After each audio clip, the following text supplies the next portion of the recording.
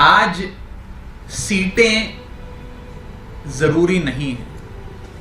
आज किस राज्य में किस पार्टी को गिव एंड टेक करना पड़ रहा है, किसको कितनी सीटें मिल रही हैं, वो जरूरी नहीं है। जरूरी भारत देश है, देश को बचाना जरूरी है। अगर 2024 में देश नहीं बचा तो शायद ये इस देश का आखिरी चुनाव हो, उसके बाद चुनाव ना हो। अगर 2024 में देश नहीं बचा तो शायद बेरोजगारी और महंगाई कुछ इस कदर हो जाए कि देश में कश्मीर से कन्याकुमारी तक, गुजरात से गुवाहाटी तक हर जगह त्राहिमाम हो जाए। और अगर 2024 के चुनाव में देश नहीं बचा तो हो सकता है इस देश में संविधान और लोकतंत्र दोनों समाप्त हो जाएं। इसलिए देश जरूरी है, व्यक्तिगत महत्वाकांक्षाएं, मतभेद और मनभेद जरूरी नहीं है। और इस स्पिरिट के साथ अलायंस के भीतर चर्चा होनी चाहिए और इसी स्पिरिट के अनुसार अलायंस के भीतर चर्चा होगी। बहुत बहुत शुक्रिया। नमस्कार मित्रों, ये बयान है राघव चड्ढा का इंडिया अलायंस की बैठक से पहले। आज इंडिया अलायंस की एक अहम बैठक होने वाली है। ये उनके कोऑर्डिनेशन कमेटी की बैठक है जो शरद पवार के घर पे होगी और शरद पवार की अध्यक्षता में। इस कमेटी का पर्पस इंडिया अलायंस गठबंधन के चुनावों में जाने से पहले किस तरह से सीट शेयरिंग होगी और रैलियां किस तरह से संयुक्त रैलियां की जाएं, कैसे अलायंस के नेताओं को एक साथ एक रैली की जाए, इसको लेकर प्लान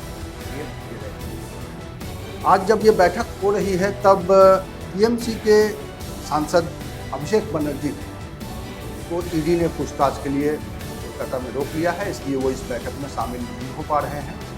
बाकी इस कोऑर्डिनेशन कमेटी में जो सदस्य चुने गए हैं, 13 लोग चुने गए थे और उन सभी को इस बैठक में शामिल होना है। और उस बैठक में शामिल होने से पहले संजय राउत ने क्या कहा है वो मैं पहले आपको सुनवा देता हूँ।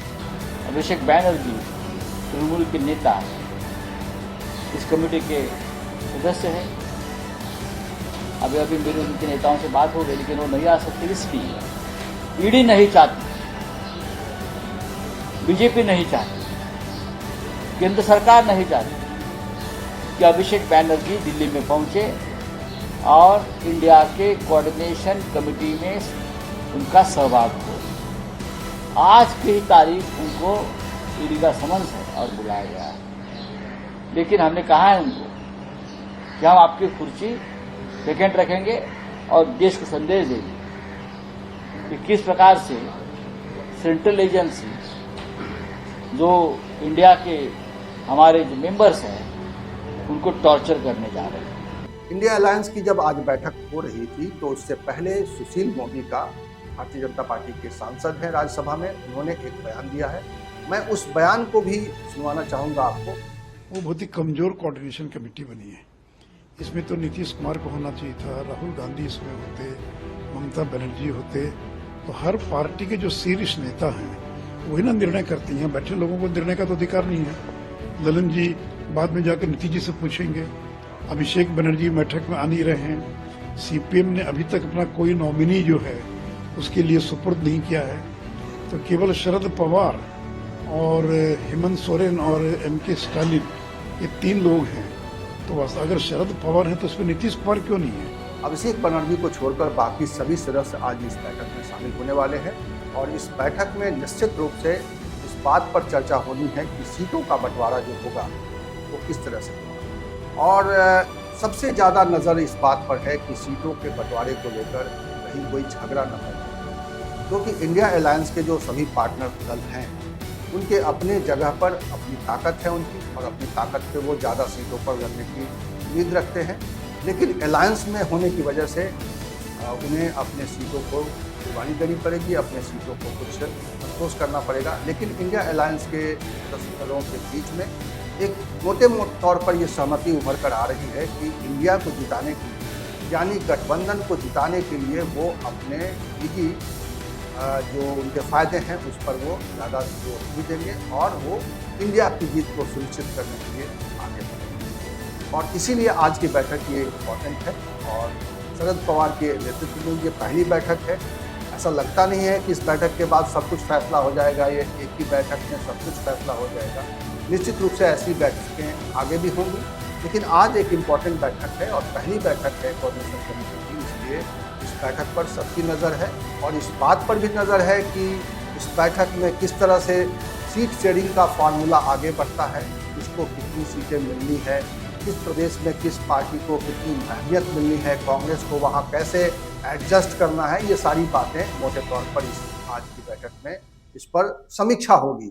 और निश्चित रूप से जो गठबंधन के जो बड़े लीडर्स हैं, एक तरह से उनके स्टार कैंपेनर तय होंगे कि इस गठबंधन के बड़े दलों को मिलाकर एक स्टार कैंपेनर की लिस्ट बनाई जाए और वो सभी बारी बारी से जो संयुक्त रैलियां होंगी उन रैलियों में वो हिस्सा लेंगे और उसके बाद इंडिया अलायंस का आगे का चुनावी मुहिम तेज हो जाएगी। और इस बैठक पर हमारी नज़र है, लेकिन इस बैठक से पहले जो अलग अलग पार्टियों के प्रेस कॉन्फ्रेंस हो रहे हैं, उस प्रेस कॉन्फ्रेंस में इन्हीं सवालों पर सबसे ज़्यादा सवाल पूछे जा रहे हैं। और मैं आपको इस वीडियो के साथ छोड़ जाता हूं जिसमें राघव चड्ढा जब किसी और मसले पर प्रेस कॉन्फ्रेंस उन्होंने की थी तो किस तरह से इंडिया अलायंस को लेकर पत्रकारों से लगातार सवाल किए जा रहे थे और उन्होंने उन सवालों का क्या जवाब दिया है, आप देखिए। अगर इंडिया गठबंधन को तमाम नेता, राजनीतिक दल और जनता भी सफल बनाना चाहती है, जो कि सफल होगा, निश्चित तौर पे होगा, तो सबको 3 चीजें त्यागनी होंगी: मनभेद, मतभेद और महत्वाकांक्षा। जब ये 3 चीजें हम त्यागेंगे राजनीतिक तौर पे, तभी ये इंडिया गठबंधन सफल होगा। और मेरा ये मानना है कि जो एक कोऑर्डिनेशन समिति है इंडिया अलायंस की, यही वो समिति है जो ये सीट शेयरिंग से संबंधित तमाम फैसले लेगी। कोई नेतागण अगर व्यक्तिगत तौर पे अपनी राय जाहिर करना चाहते हैं, वो पार्टी प्लेटफॉर्म्स के भीतर भी और उसके अतिरिक्त भी जरूर जाहिर करें, उन्हें आज़ादी है। लेकिन कोऑर्डिनेशन समिति वो समिति है जो पार्टी के तौर पे तय करेगी कि किस राज्य में कैसे सीटों का बंटवारा होगा। और कोई एक राज्य एक समान नहीं। जो स्थिति बंगाल की है वो स्थिति तमिलनाडु की नहीं है, जो महाराष्ट्र की है वो बिहार की नहीं है, जो उत्तर प्रदेश की है वो दिल्ली पंजाब की नहीं है, जो हरियाणा की है वो गुजरात की नहीं है। तो हर राज्य का अपना एक पॉलिटिकल कम्प्लेक्शन है, एक इलेक्टोरल रंग है और उसके हिसाब से सारी चीजें तय होंगी। बात करेंगे कि बयान ऐसे ना आए पार्टी की तरफ से, उनके नेताओं को बोलेंगे। अब जो बातें मैं बैठक में करूंगा, मैं उसको सार्वजनिक तौर पे आपसे साझा नहीं करूंगा। पार्टी अटैकिंग मोड में ये भी लगातार कहती है कि इस अलायंस का कोई चेहरा नहीं है। अभी लल्लन सिंह ने नाम लिया कि नीतीश कुमार चेहरा होना चाहिए, राहुल गांधी के लिए भी पीछे से बैठने वाले हैं जो कांग्रेस पार्टी कहती है, लालू कहते हैं। तो ये एक बड़ा सवाल है जिसमें लगातार अटैक अलायंस पे होता है। आप चलिए, हमारे पास तो बहुत चेहरे हैं, हमारे पास तो बड़े सफल एबल एडमिनिस्ट्रेटर्स हैं जिन्होंने बड़े सफल प्रशासन चलाए। क्या भाजपा में कोई है जो खड़ा होकर कह सकता है कि मैं चाहता हूं कि नितिन गडकरी प्रधानमंत्री बने? या भाजपा में कोई है जो ये कहे कि मैं चाहता हूं कि योगी आदित्यनाथ 2024 में भाजपा की ओर से प्रधानमंत्री पद के उम्मीदवार हों? भाजपा में कोई ऐसी हिमाकत नहीं कर सकता। सवाल है क्योंकि आप जब इंडिया अलायंस की बात आती है तो आप 1977 का जिक्र करते हैं और हिटलर शाही की सरकार बताते हैं, तो क्या आप इंदिरा गांधी को हिटलर बता रहे हैं? दूसरा सवाल ये, इसी के आगे में दूसरा सवाल पूछूं, पहले इसका जवाब दे दीजिए, क्या इंदिरा गांधी को आप हिटलर मानते हैं? देखिए, उस समय इमरजेंसी जिस प्रकार से देश की जनता पे थोपी गई, नसबंदी हुई, उससे तमाम देश की जनता का एक भाव यही है कि उससे मुक्ति चाहिए थी और उस मुक्ति के लिए ही देश के लोगों ने वोट दिया। इसीलिए आज भी जिस प्रकार का एक अघोषित आपातकाल हम इस देश में देख रहे हैं, उससे भी जनता निजात चाहती है कि कोई मोर्चा बने, कोई अलायंस बने जो इस सरकार को हटाए। सर, दूसरा सवाल एक ये कि सनातन धर्म को लेकर चर्चा हो रही है। आज कोऑर्डिनेशन कमेटी की बैठक है, डीएमके वहां रहेगा, आपका सहयोगी है, लगातार कह रहा है कि सनातन को खत्म करने के लिए, सनातन को मिटाने के लिए पूरा इंडिया अलायंस का गठन हुआ है। क्या नेता लगातार? देखिए, मैं बस इसी में बैठक में ये ऐड होगा कि जो बयान आ रहे हैं डीएमके की तरफ से, वो उस पर चर्चा होगी क्या? देखिए, पहली बात तो ये है कि कोऑर्डिनेशन समिति के भीतर हम क्या बात रखेंगे और क्या चीज़ों पे चर्चा होगी, वो सार्वजनिक तौर पे बात नहीं करूंगा मैं, ना ही करनी चाहिए। जो भी कंक्लूजन्स निकलेंगे वो आपके सामने रखे जाएंगे। लेकिन जहाँ तक इस बयान का सवाल है, मैं साफ कर दूं कि मैं खुद सनातन धर्म से आता हूँ और जो बयान आ रहे हैं सनातन धर्म के विरुद्ध, मैं उसकी निंदा करता हूँ, घोर निंदा करता हूँ और उसके विरोध में खड़ा हूँ। किसी को भी इस प्रकार के बयानों से बचना चाहिए। हर धर्म का आदर, सम्मान, सत्कार होना चाहिए और इस प्रकार के बयानों से हम सबको दूर रहना चाहिए। बस मैं इतना ही कह के जो भी अपनी बाकी बात है वो मैं समिति के भीतर। आपने त्याग की बात की, आपने बात की कि सब कोऑर्डिनेशन कमेटी तय करेगी, लेकिन पंजाब में आपने की सरकार के नेता और मंत्री ये कह रहे हैं कि जो पंजाब में चुनाव होगा लोकसभा का, उसमें आम आदमी पार्टी सभी सीटों पर इंडिपेंडेंट चुनाव लड़ेगी। सबसे चर्चा करेंगे। लेकिन कांग्रेस एक तरफ आप कांग्रेस को त्याग करने आज एक तरफ आप कांग्रेस को त्याग करने की सलाह दे रहे हैं और आपकी पार्टी ये कह रही है कि हम इंडिपेंडेंट चुनाव लड़ेंगे, तो विरोधाभास। मैंने आज की ये प्रेस वार्ता आम आदमी पार्टी की सीट शेयरिंग कैसे होगी, क्या होगी, उस पर नहीं बुलाई है मेरे मित्र। ये जो शामिल होते हैं उस बैठक में वो कह देते हैं कि हम पंजाब का चुनाव लड़ने में सक्षम देखिए, ये सारे फैसले आम आदमी पार्टी की ओर से हमारी पॉलिटिकल अफेयर्स कमेटी लेती है। पॉलिटिकल अफेयर्स कमेटी जो फैसले लेगी, कोऑर्डिनेशन समिति से जो एक प्रकार का कंसेंसस बनेगा, उसी के अनुसार आगे का कैसे गठबंधन में सीट शेयरिंग का कम्प्लेक्शन रहेगा उस पर चर्चा होगी। आज की प्रेस वार्ता मैंने सीट शेयरिंग पर नहीं बुलाई, लेकिन मैं इतना जरूर कह दूं और एक बड़ी बात कह के अपनी बात समाप्त करूंगा कि आज सीटें जरूरी नहीं है। आज किस राज्य में किस पार्टी को गिव एंड टेक करना पड़ रहा है, किसको कितनी सीटें मिल रही हैं, वो जरूरी नहीं है। जरूरी भारत देश है, देश को बचाना जरूरी है। अगर 2024 में देश नहीं बचा तो शायद ये इस देश का आखिरी चुनाव हो, उसके बाद चुनाव ना हो। अगर 2024 में देश नहीं बचा तो शायद बेरोजगारी और महंगाई कुछ इस कदर हो जाए कि देश में कश्मीर से कन्याकुमारी तक, गुजरात से गुवाहाटी तक हर जगह त्राहिमाम हो जाए। और अगर 2024 के चुनाव में देश नहीं बचा तो हो सकता है इस देश में संविधान और लोकतंत्र दोनों समाप्त हो जाएं। इसलिए देश जरूरी है, व्यक्तिगत महत्वाकांक्षाएं, मतभेद और मनभेद जरूरी नहीं है।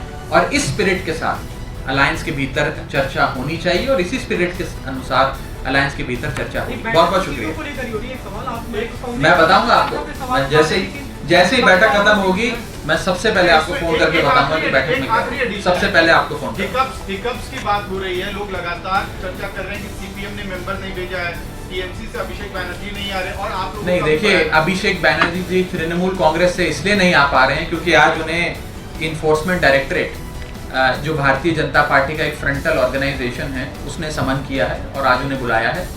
इस कारणवश वो नहीं आ पा रहे हैं। ये एक राजनीतिक तौर पे सबसे महत्वपूर्ण समिति आज इस देश में है, उसकी बैठक है और उस बैठक के डेट के सुनिश्चित होने के बाद उन्हें इस प्रकार के समन्स मिलते हैं और उस दिन बुलाया जाता है। हम इसकी निंदा करते हैं। जिस प्रकार से इन्फोर्समेंट डायरेक्टरेट आज देश के तमाम विपक्षी दलों को टारगेट कर रहा है, उसकी निंदा करते हैं और बस इतना ही कहना चाहते हैं कि ये समिति जरूर सबकी भागीदारी से फैसले लेगी, सबकी हिस्सेदारी भी होगी, सबकी भागीदारी भी होगी। ये तो आप जानते, मैं तो नहीं जानता, मुझे ऐसी कोई सूचना नहीं है। अगर संबित पात्रा ने अभी एक प्रेस कॉन्फ्रेंस आप छोड़ दीजिए। उन्होंने इस पे एक सवाल इसमें बोला है सनातन पे कि ये सब सोनिया गांधी के, मैंने आपको जवाब दे दिया अपनी ओर से। मैंने अपनी ओर से विस्तार से जवाब दिया। मैं किसी भी सवाल से नहीं भागा। आखिरी सवाल कौन पूछना है? अच्छा, आप पूछ चुके हैं, आप पूछिए, ये पूछिए। जावेद जी पूछना चाह रहे हैं, उनका सवाल।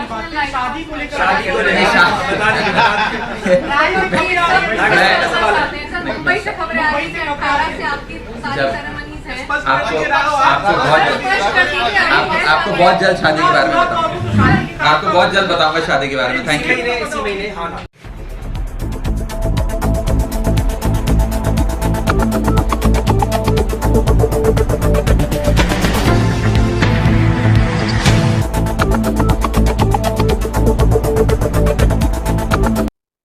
नमस्कार मित्रों, मैं हूं कुमार भवेश चंद और आप देख रहे हैं द इंडियन।